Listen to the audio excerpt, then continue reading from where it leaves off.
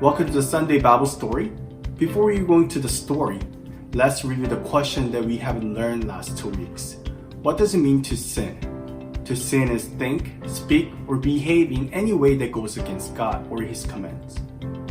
Last week, we learned that the people sin again.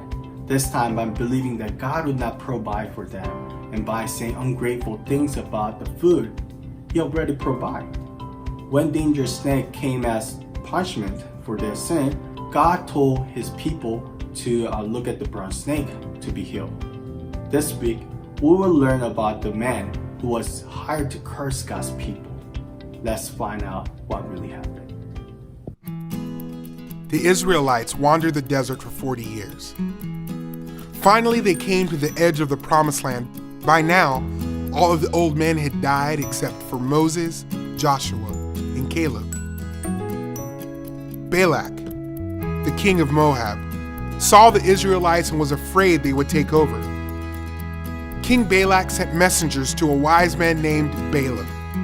The king said, "Come and curse them, so that I might be able to defeat them." King Balak knew that whomever Balaam cursed became cursed, and whomever he blessed became blessed.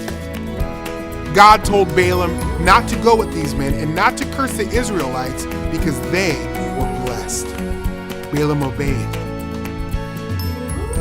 The king pleaded with Balaam a second time. "Please, come curse these people." This time, God told Balaam, "Go with the men, but only do what I tell you." So Balaam saddled his donkey and left with the king's men. Then God sent an angel to stop Balaam. Balaam could not see the angel, but his donkey could. First, the donkey went off the road, then ran into a wall. Finally, she laid down on the ground.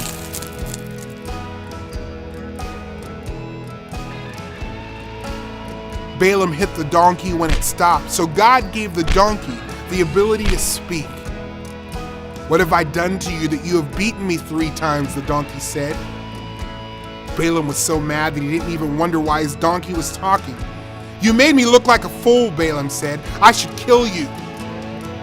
God allowed Balaam to see the angel. And Balaam said, "I have sinned. I will go back."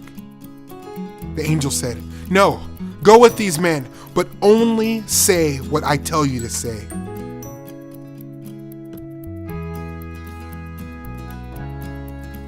When Balaam met the king, he said, "I can only say what God tells me."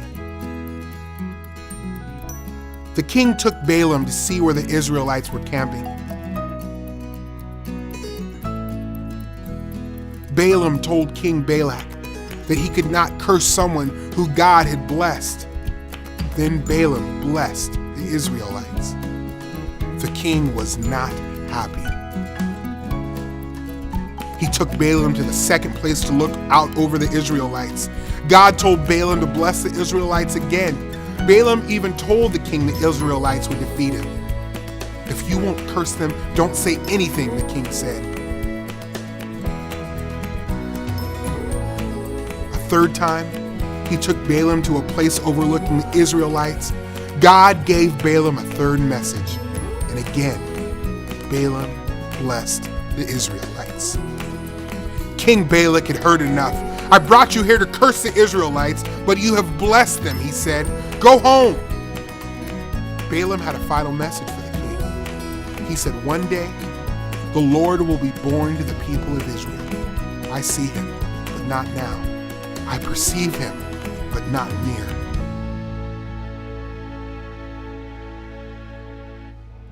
Today's story is from Numbers chapter 22 to 24. How would you react if your pastor aren't talking to you? Isn't it strange that Balaam didn't say, "Whoa, you can talk"? He was so focused on how angry he felt. He did not even stop to wonder how the donkey spoke. God was using the donkey to get Balaam's attention and change Balaam's path. Balaam was traveling to see Balak, the enemy of God's people, and Balak hired Balaam to curse God's people, but God had a very different plan. You see, even though Balak sinned by going against God and his people, God commanded Balaam to bless his people. That's exactly what Balaam did. Balaam's proclaimed a blessing over God's people, and God revealed something about coming rescuer. Rescuer was coming from Jacob's family, and he will be a king.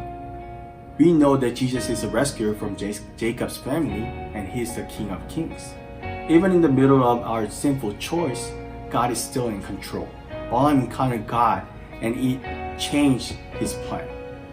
When we encounter Jesus, it changed our whole lives. Balaam could not curse God's people. God had blessed the Israelites. So Balaam blessed them too. 1400 years after Balaam announced God's promise, Jesus was born. God sent Jesus to bless the whole world by rescuing God's people from the sin.